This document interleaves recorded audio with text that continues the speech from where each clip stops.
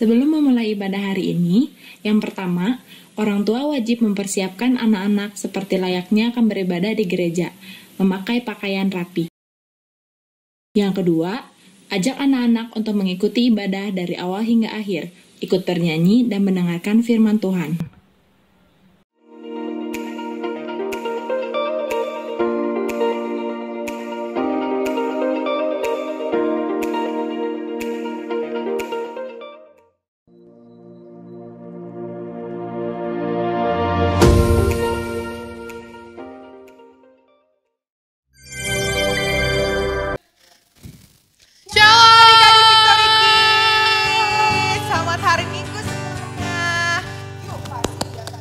Siap untuk memuji nama Tuhan dan membesarkan Tuhan. Yuk semuanya bangkit berdiri. Udah pada mandi belum? Kak Dora udah mandi belum? Udah dong, pasti. Kak Yosya udah mandi belum? Udah. Bangkit berdiri, kita memuji nama Tuhan. Kita menyanyiin lagu, mari kita bersukaria.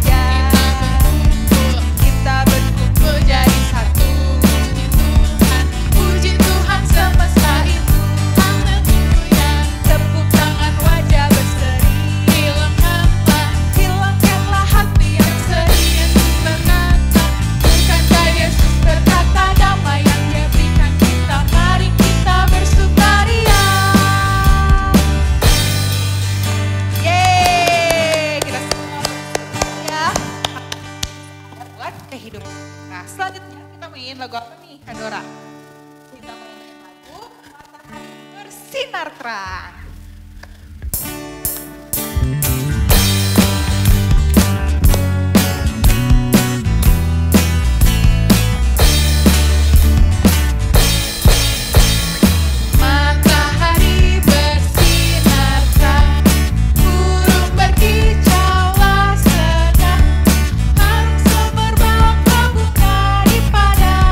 Semuanya mengajak kepada kita dan memuji nama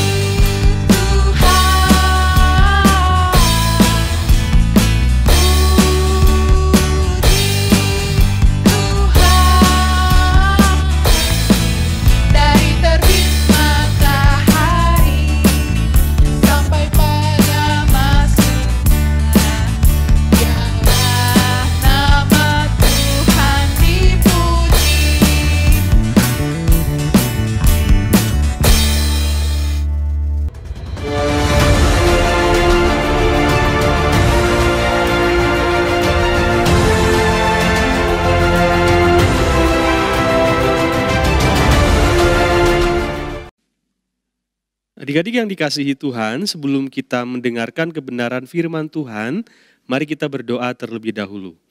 Kami bersyukur buat kebaikan-Mu Bapa, terima kasih buat pagi hari ini. Kami boleh memuji dan memuliakan nama-Mu, sebentar kami akan kembali mendengar kebenaran firman Tuhan, berkati hamba-Mu yang akan menyampaikan firman-Mu, kiranya urapan yang baru dari ujung kepala sampai ujung kaki boleh menyertai hamba-Mu. Berkati kami semua, baik yang berbicara dan yang mendengarkan, semua diberkati dengan kebenaran firman Tuhan. Terima kasih Bapa, di dalam nama Tuhan Yesus kami berdoa dan mengucap syukur. Haleluya, amin. Shalom adik-adik yang dikasihi Tuhan, selamat pagi. Pada hari ini kita akan bersama-sama kembali mendengarkan kebenaran firman Tuhan. Mari kita fokuskan hati dan pikiran kita untuk bersama-sama menerima kebenaran firman Tuhan. Tema firman Tuhan hari ini kakak berikan judul Allah mengetahui dosa Daud. Adik-adik yang dikasihi Tuhan, Daud adalah Raja Israel yang menggantikan Saul. Tetapi ketika dia menjadi Raja Israel, bangsa Israel, Raja Daud masih berperang dengan bangsa Filistin. Daud memiliki seorang panglima perang yang bernama Yoab. Adik-adik yang dikasihi Tuhan, suatu ketika musim berperang, Daud tidak ikut berperang. Tetapi Daud menyuruh panglima perangnya yang bernama Yoab untuk memimpin perang. Bersama dengan tentara dan orang-orang Israel, mereka berperang melawan orang Amon. Daud sendiri sebagai raja pada saat itu tidak ikut berperang. Sehingga Daud ada di istananya, duduk santai adik-adik. Dia beristirahat sementara panglima tentara perang beserta dengan tentara-tentara yang lain berperang melawan orang Amon. Adik-adik yang dikasihi Tuhan, ketika Daud tidak ikut berperang dan berada di istana di suatu sore, ketika Daud sedang berjalan-jalan di atas istananya, tiba-tiba ia melihat dari atas ada seorang perempuan cantik yang sedang mandi. Adik-adik yang dikasihi Tuhan, kemudian ketika Raja Daud melihat perempuan itu yang sedang mandi, hati Raja Daud tertarik. Raja Daud menyukai perempuan itu. Pikirnya, siapakah perempuan yang cantik itu? Adik-adik yang dikasihi Tuhan, kemudian Raja Daud mencari tahu tentang perempuan yang dia lihat itu. Singkat cerita, Raja Daud mendapatkan informasi tentang perempuan yang dia lihat. Perempuan itu bernama Batsheba, di mana dia adalah istri Uria. Uria adalah salah satu daripada tentara yang dimiliki oleh Raja Daud. Uria sedang berperang, istrinya ada di rumah dan dilihat oleh Raja Daud. Daud mengingini Uria. Adik-adik yang dikasihi Tuhan, Daud sebetulnya mengerti. Daud mengingini Batsheba. Adik-adik yang dikasihi Tuhan, Daud sebetulnya mengerti kalau Batsheba itu istri Uria. Tetapi Daud tidak peduli. Dia mau mendapatkan perempuan itu sekalipun dia sudah bersuami. Pada saat itu sebagai raja yang berkuasa tentu Daud bisa melakukan apa saja. Ketika itu Raja Daud memerintahkan orangnya untuk menyuruh perempuan itu yang bernama Batsheba datang ke istananya. Ketika itu orang suruhan Daud datang kepada Batsheba dan berkata, Batsheba, kamu disuruh datang ke istana raja.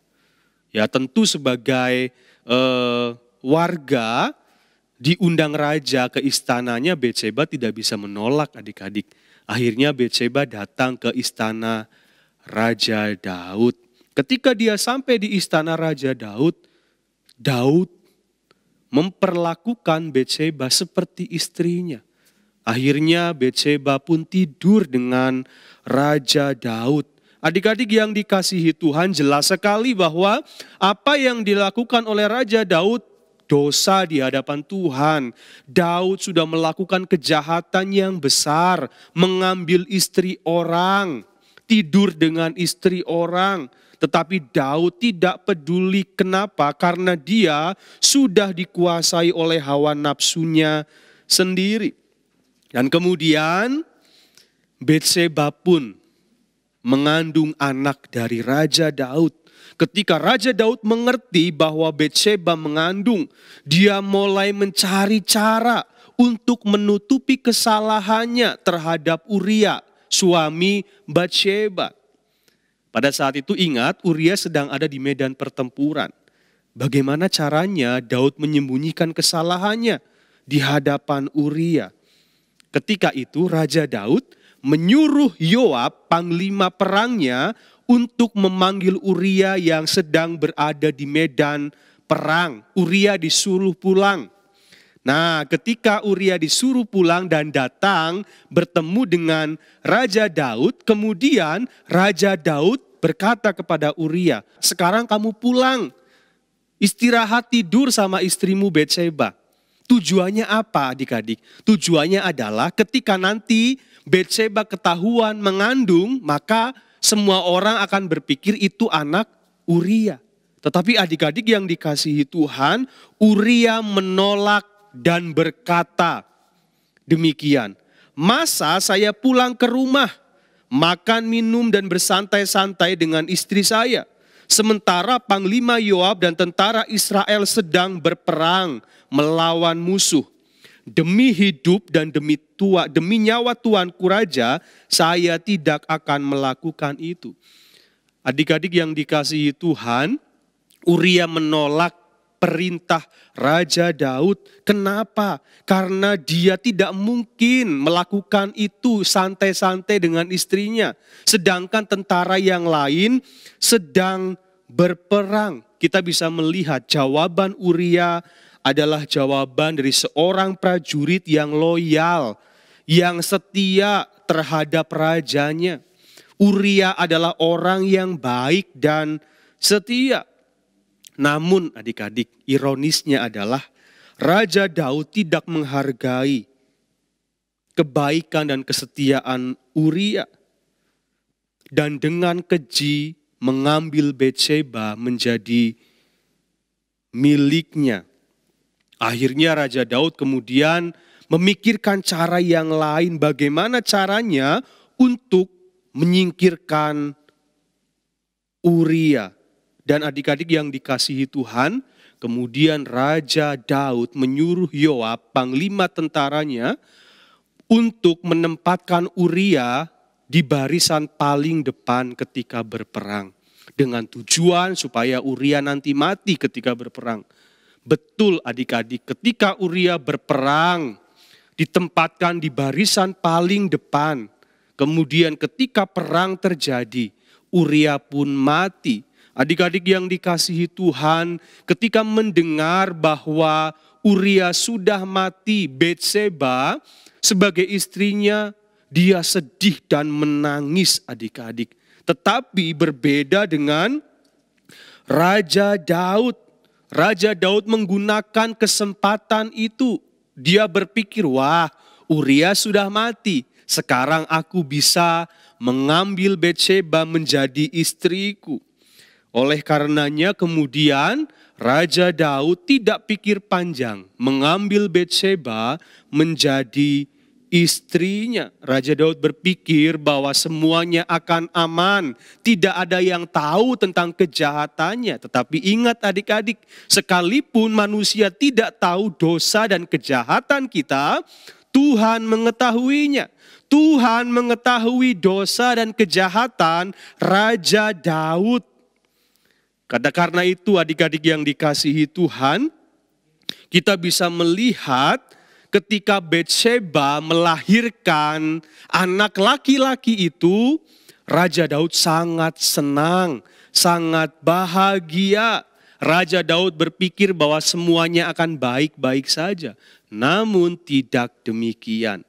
Perbuatan Raja Daud sudah jahat di mata Tuhan. Adik-adik yang dikasihi Tuhan, kita melihat di dalam firman Tuhan, karena Tuhan mengasihi Raja Daud, ia tidak mau Daud hidup terus-menerus di dalam dosanya, maka Tuhan mengutus seorang nabi untuk menegur Raja Daud, supaya Raja Daud menyadari dosa dan kejahatannya. Kita baca sama-sama di dalam 2 Samuel 12 ayat yang ke-1 sampai dengan yang ke-4. Demikian bunyi firman Tuhan. Tuhan mengutus Natan kepada Daud. Ia datang kepada Daud dan berkata kepadanya, ada 2 orang dalam satu kota, yang seorang kaya, yang lain miskin. Si kaya mempunyai sangat banyak kambing domba dan lembu sapi. Si miskin tidak mempunyai apa-apa selain dari seekor anak domba betina yang kecil yang dibeli dan dipeliharanya. Anak domba itu menjadi besar padanya bersama-sama dengan anak-anaknya. Makan dari suapannya dan minum dari pialanya dan tidur di pangkuannya, seperti seorang anak perempuan baginya. Pada suatu waktu, orang kaya itu mendapat tamu dan ia merasa sayang mengambil seekor dari kambing dombanya atau lembunya untuk memasaknya bagi pengembara yang datang kepadanya itu. Jadi ia mengambil anak domba betina kepunyaan si miskin itu dan memasaknya bagi orang yang datang kepadanya itu. Adik-adik yang dikasihi Tuhan, ketika Natan berkata hal demikian kepada Raja Daud belum mengetahui bahwa cerita Nabi Natan itu adalah tentang dirinya. Mendengar cerita Nabi Natan, Raja Daud menjadi sangat marah karena perbuatan orang kaya terhadap orang miskin itu. Dan kemudian Raja Daud berkata di dalam 2 Samuel 12 ayat yang ke-5 sampai dengan yang ke-6. Lalu Daud menjadi sangat marah karena orang itu, dan ia berkata kepada Natan, demi Tuhan yang hidup, orang yang melakukan itu harus dihukum mati. Dan anak domba betina itu harus dibayar gantinya 4 kali lipat. Karena ia telah melakukan hal itu, dan oleh karena itu ia tidak kenal belas kasihan. Namun sekalipun Daud berkata demikian, Raja Daud masih saja belum mengetahui bahwa orang kaya itu sebetulnya adalah dirinya sendiri yang telah berbuat jahat di mata Tuhan. Karena Daud mengambil istri orang lain dan membunuh suaminya. Karena Raja Daud masih saja belum menyadari kejahatannya, kemudian Nabi Natan berkata dengan keras kepada Raja Daud di dalam 2 Samuel 12 ayat yang ke-7 sampai dengan yang ke-9 demikian. Kemudian berkatalah Natan kepada Daud, engkaulah orang itu. Beginilah firman Tuhan Allah Israel. Akulah yang mengurapi engkau menjadi raja atas Israel, dan akulah yang melepaskan engkau dari tangan Saul. Telah kuberikan isi rumah tuanmu kepadamu, dan istri-istri tuanmu ke dalam pangkuanmu. Aku telah memberikan kepadamu kaum Israel dan Yehuda, dan seandainya itu belum cukup, tentu kutambahkan lagi ini dan itu kepadamu. Mengapa engkau menghina Tuhan dengan melakukan apa yang jahat di matanya? Uria, orang Het itu, kau biarkan ditewaskan dengan pedang. Istrinya kau ambil menjadi istrimu. Dan dia sendiri telah kau biarkan dibunuh oleh pedang Bani Amon. Adik-adik yang dikasihi Tuhan, Nabi Natan menegur Raja Daud dengan sangat keras. Tujuannya apa? Tujuannya supaya Raja Daud menyadari kesalahannya dan bertobat. Dan karena kejahatan Raja Daud, maka ia harus menerima hukuman dari Tuhan. Firman Tuhan mengatakan bahwa Raja Daud akan mengalami kesusahan dalam hidupnya. Keturunan Raja Daud tidak akan terhindar dari pedang. Terjadi pembunuhan di dalam keluarganya. Istri-istri Raja Daud akan diambil oleh orang lain. Dan kemudian Raja Daud mengakui dosanya kepada Tuhan. Dan dia berkata di dalam 2 Samuel 12 ayat yang ke-13a. Aku sudah berdosa kepada Tuhan. Adik-adik yang dikasihi Tuhan, ketika Nathan menunjukkan dosanya kepada Daud, Daud sadar dia sudah berdosa kepada Tuhan. Dan kemudian Daud berdoa kepada Tuhan di dalam Mazmur 51 ayat yang ke-3 sampai dengan yang ke-4. Kasihanilah aku ya Allah, menurut kasih setiamu. Hapuskanlah pelanggaranku menurut rahmat-Mu yang besar. Bersihkanlah aku seluruhnya dari kesalahanku dan tahirkanlah aku dari dosaku. Dan kita melihat kemudian Nabi Nathan berkata kepada Raja Daud, Tuhan telah menjauhkan dosamu itu. Engkau tidak akan mati. Karena dosa manusia harus mengalami kematian. Tetapi karena mendapatkan kasih karunia kita beroleh keselamatan. Demikian juga dengan Raja Daud.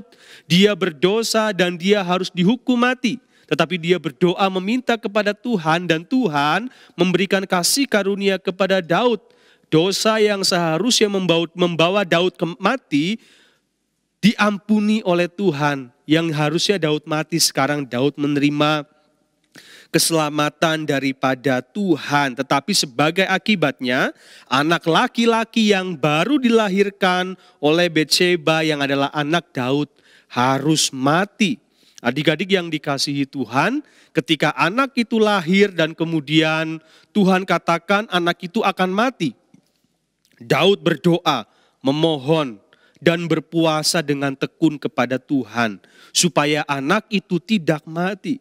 Namun pada hari yang ke-7 matilah anak itu. Anak laki-laki Daud mati sesuai dengan apa yang dikatakan oleh Tuhan.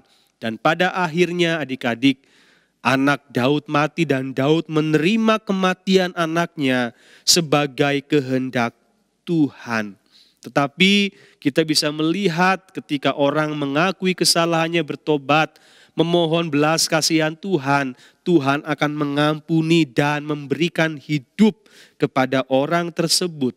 Setelah peristiwa itu Raja Daud kemudian menghibur istrinya Batsheba yang sedang bersedih karena ditinggal mati oleh anak laki-lakinya yang baru saja dilahirkan. Namun oleh karena kebaikan Tuhan, Raja Daud kembali memiliki seorang anak laki-laki bersama dengan Batsheba. Ketika anak itu lahir, kemudian Raja Daud memberikan nama kepada anak itu Salomo.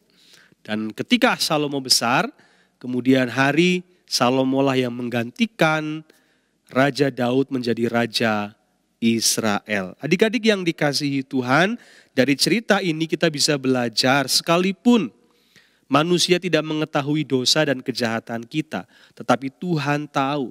Ketika Tuhan mengetahui dosa dan kesalahan kita, Tuhan tidak mau kita hidup di dalam dosa dan kesalahan itu.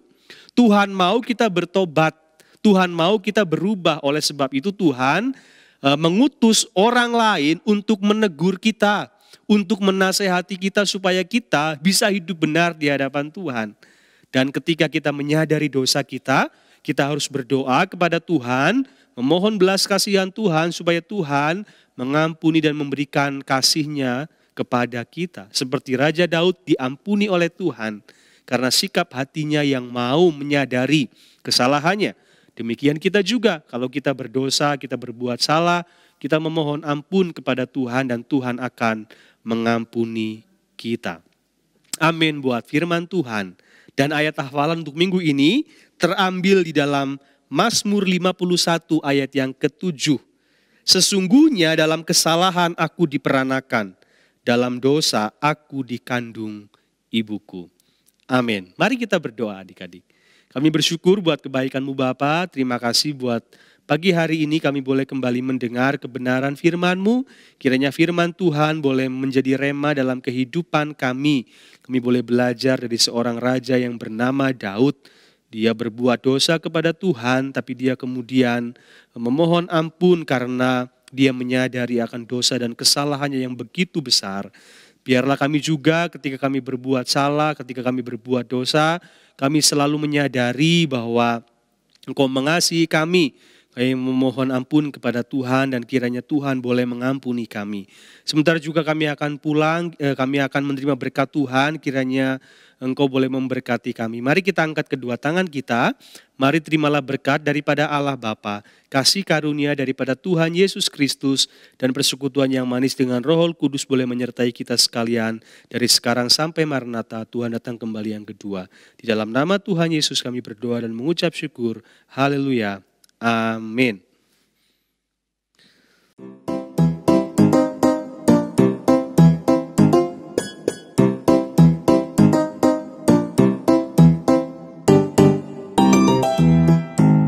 Mazmur 103 ayat 17a. Tetapi kasih setia Tuhan dari selama-lamanya sampai selama-lamanya atas orang yang takut akan Dia. Terima kasih. Mazmur 103 ayat 17a. Tetapi kasih setia Tuhan dari selama-lamanya sampai selama-lamanya atas orang-orang yang takut akan Dia. Terima kasih. Mazmur 103 ayat 17a. Tetapi kasih setia Tuhan tiada selama-lamanya sampai selama-lamanya atas orang-orang yang takut akan Dia. Terima kasih. Dadah. 2 Samuel 9 ayat 7. Kemudian berkatalah Daud kepadanya, "Janganlah takut sebab aku akan menunjukkan kasihku kepadamu oleh karena Yonatan ayahmu. Aku akan mengembalikan segala ladang Saul nenekmu dan engkau akan tetap makan sehidangan dengan aku." Mazmur 103 ayat 17a.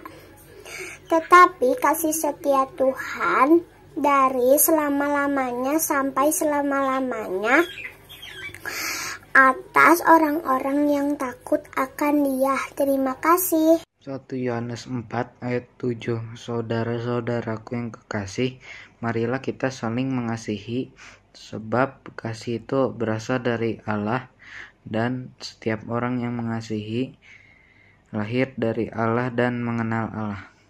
Mazmur 103 ayat 17a. Tetapi kasih setia Tuhan dari selama-lamanya sampai selama-lamanya atas orang-orang yang takut akan Dia.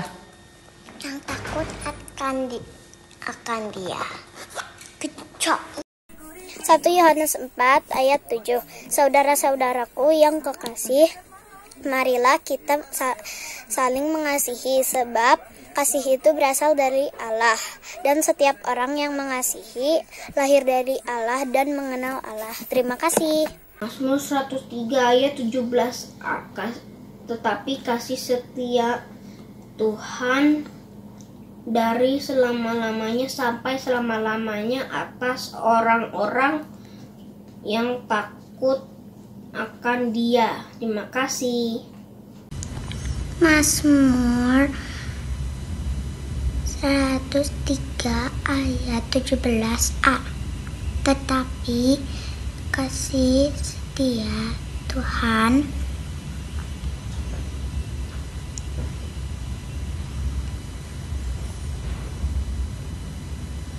dari selama-lamanya sampai selama-lamanya.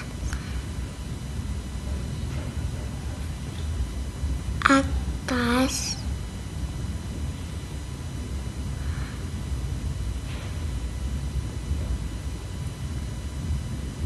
orang-orang yang takut akan Dia. Bye-bye. Mazmur 103 ayat 17a. Tetapi kasih setia Tuhan dari selama-lamanya sampai selama-lamanya atas orang-orang dan ya takut akan Dia. Terima kasih. Mazmur 103 ayat 17a.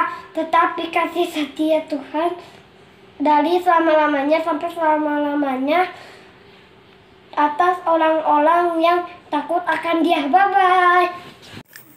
Mazmur 103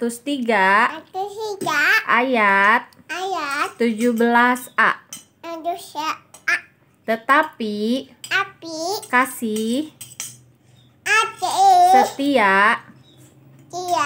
Tuhan dari selama-lamanya sampai selama-lamanya atas orang-orang yang takut akan Dia. Amin.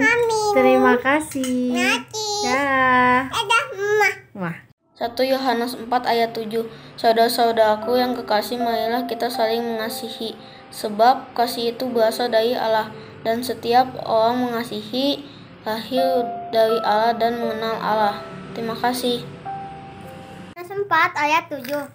Saudara-saudaraku yang kekasih, marilah kita saling mengasihi, sebab kasih itu berasal dari Allah, dan setiap orang yang mengasihi lahir dari Allah dan mengenal Allah. Amin.